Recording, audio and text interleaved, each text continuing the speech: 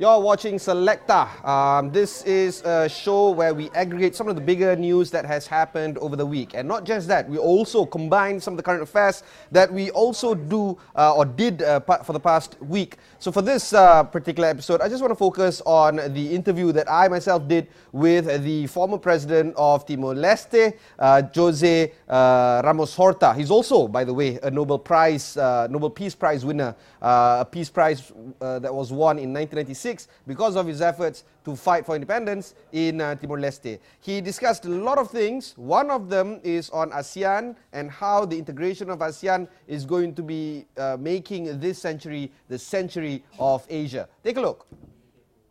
Today, Timor-Leste, 16, 70 years after independence, we started from absolute zero. The country was thoroughly destroyed.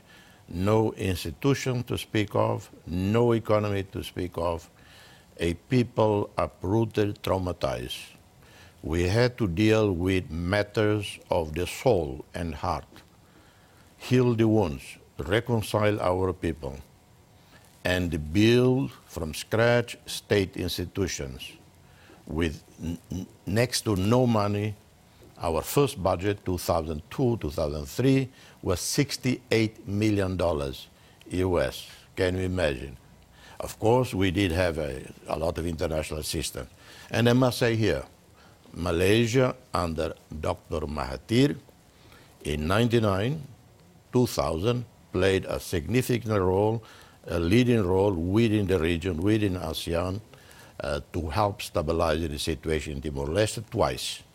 In 1999, 2000, till 2002, 2003, and then in 2006, when we had a major security political crisis in Timor-Leste, I was the one who phoned the Malaysian government at the time, please send out some security elements to help stabilize. The economics of Southeast Asia, the living conditions of the people, dramatic transformation. So ASEAN leaders, ASEAN peoples, to be congratulated for the achievements. However, there are still enormous challenges.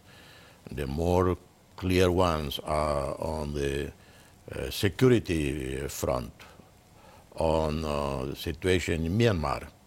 It's not only the situation, dramatic situation of the Rohingya in Rakhine State, but the other national ethnic groups.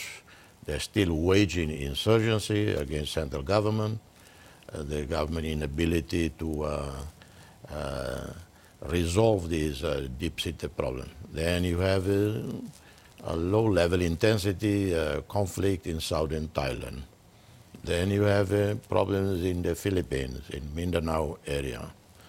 Also discussed this week on one of our flagship shows, AWANI Review, is the interview that we did with President of the Academy Sciences of Malaysia, the first woman president. The person is, of course, none other than Professor Datuk Dr. Asma Ismail. She is, of course, a vocal proponent of how Malaysians need to think forward and need to think ahead. So in this interview, she discussed whether or not Malaysia is ready to accept the challenges and the particular uphill struggle to achieve full awareness of embracing the future when Malaysia reaches, say, for instance, 2050. Here's the interview that we did with Professor Dr. Asma on AWANI Review. Last year, towards the end of the year, Nature comes out with a report on Malaysian science. And it acknowledges the fact that Malaysian science have moved forward. In fact, we are now considered by Nature as to be one of the 5 top science laboratories in Asia, and that there's a lot, and they also recognize that women in Malaysia is the highest in terms, so we have no problem about women in science, and that they are also saying that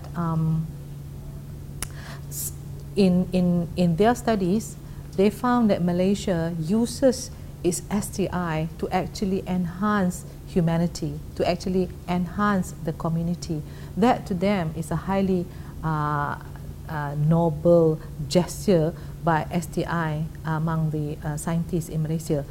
The impact that we have created have even brought nature to say that we are among the leaders in this, because most of the science is usually to move the industry or to move wealth in the country. We are one country that not only say enhancement of wealth, but also enhancement of societal well-being. So this is the kind of values in terms of science that our scientists have brought into that, something that I think Malaysia should be proud about.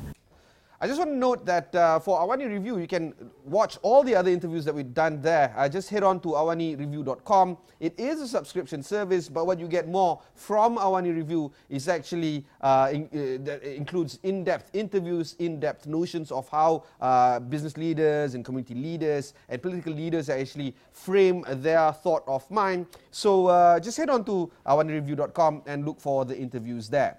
New this week is, of course, one of my colleagues, Farhana, where she actually does a new show called The Society. It's going to air every Sunday evenings around 10:45 or 11 p.m. And this is what we want to discuss about for this week, whether or not she's going to be able to tap into the minds of the youth and tackle the ever-increasing problem of youth unemployment. Here's a snippet of that show.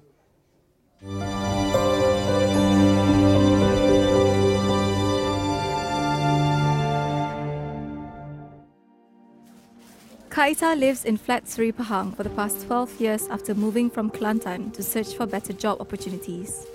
She lives in a one-bedroom flat with a husband and 3 kids. She wakes up at 2 in the morning every day to bake kuih to be distributed to nearby vendors, while her husband works as a security guard during the night and only comes home early in the morning to send the kids off to school.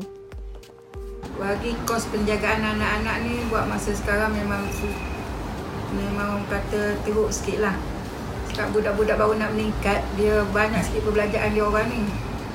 Kadang turun ke bawah aja pun dah seorang tu dah banyak pakai belanja. Kadang seorang yang kecil ni pun kadang satu hari RM5 dia sekali belanja.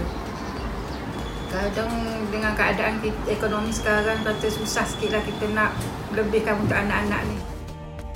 Kaita said she spent nearly 500 ringgit a month for her kids, leaving her with roughly around 1,000 ringgit to cover all other daily necessities. A UNICEF study on urban poverty amongst children living in People's Housing Program across Kuala Lumpur showed that 7% of children live in absolute poverty. Taking account the household size for each housing unit, this translates to almost all of them living in poverty. For most in the lower income group, the cost of raising children, from ensuring they get good education to healthy food, becomes a daily struggle.